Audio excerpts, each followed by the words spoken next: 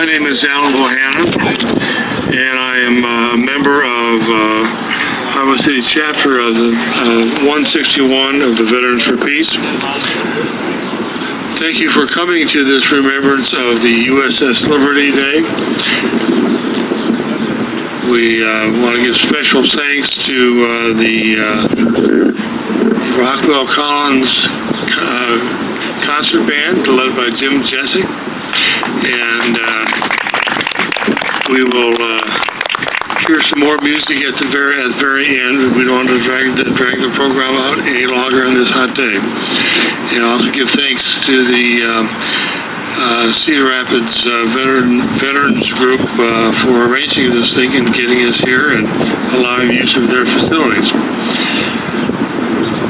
On June 8, 1967, the U.S. Navy intelligence ship U.S. Liberty was sailing off the coast in Israel in international waters. Its mission was to capture signals and electronic intelligence. While this was a covert operation, it was flying the American flag as a commissioned naval vessel. Sailing in international waters at less than 5 knots with no offensive armament, our ship was not a military threat to anyone or any nation.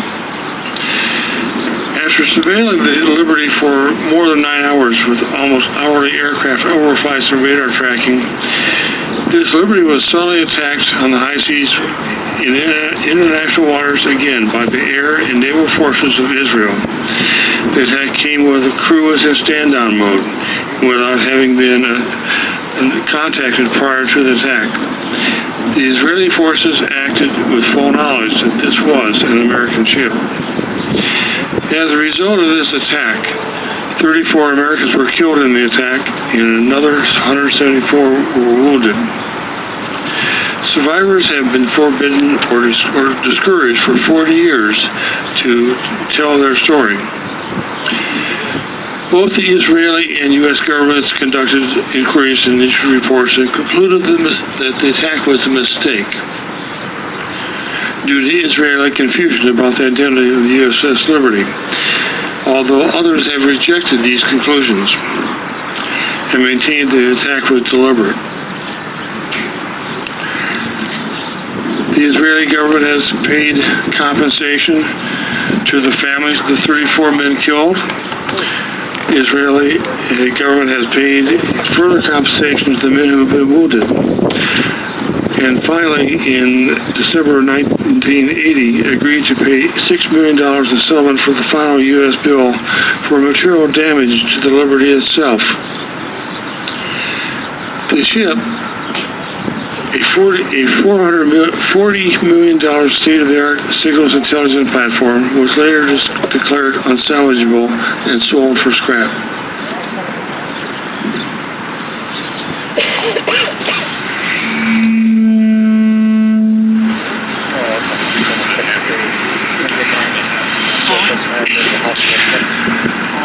There remain several unresolved issues concerning this attack, and calls for independent commission of inquiry have been made throughout the 45 years.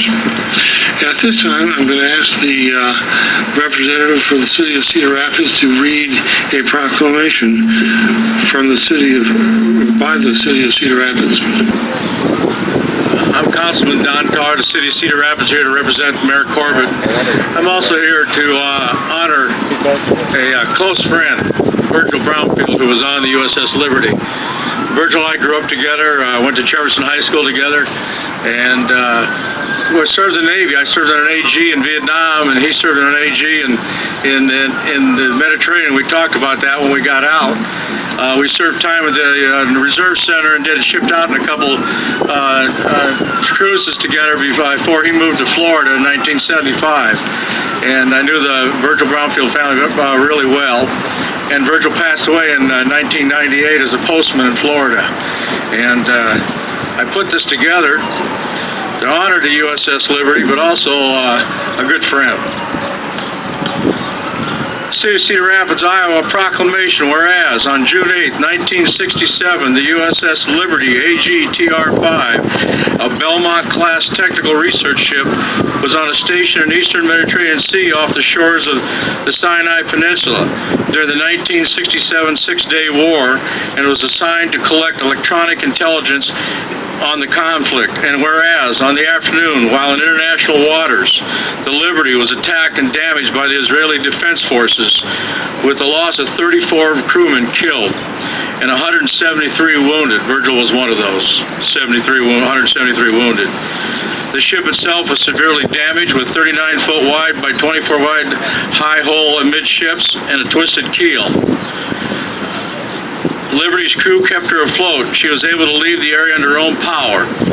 Whereas the Department of the Navy awarded the President a unit citation to the USS Liberty and recommended as commanding officer, Commander, later Captain William McGonigal, I hope I pronounced that right, Bill, with a Medal of Honor. And whereas several Iowans, including native Cedar Rapidians, which Virgil was one of them, I think Ron Giltz was another one, and there was another gentleman that I was told about, Cedar were crew members of the USS Liberty in harm's way as their duty and their actions reflected the best traditions of the United States of America, the Navy, the state of Iowa, and our city. Now, Virgil was on that bridge that day when the captain was severely wounded. Virgil took control of that bridge himself, wounded. I think he won the silver medal for that, didn't he? He did, I'm sure he did. That's what he told me. So Virgil, our Cedar Rapidian, won a silver medal, taking control of that bridge and that ship. Now, in honor of, and I will say this for Ron Corbett, as Councilman Don Carr, I, Ron Corbett, do hereby proclaim June 8th, 2012, on the 45th anniversary of this incident as the USS Liberty Day.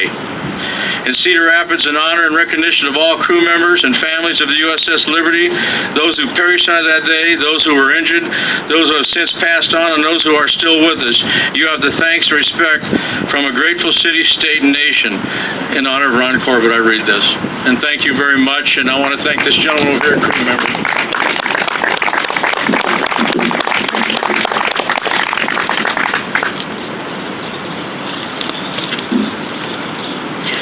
Thank you.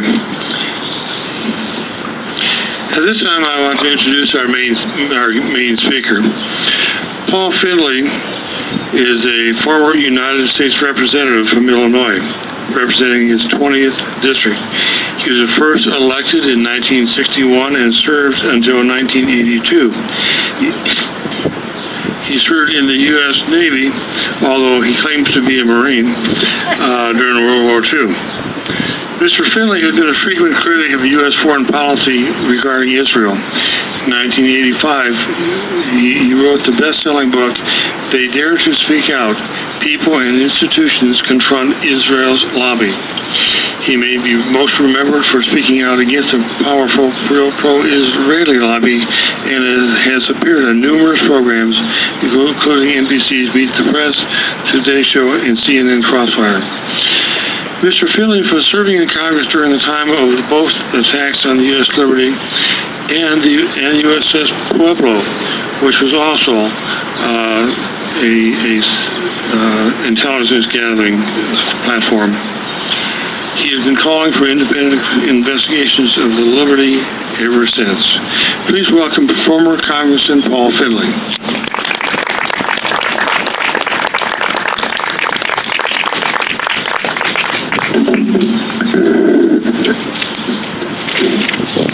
This is a very special honor for me. I can't thank you enough for being here today. I'm sure that all of you have other things demanding your attention.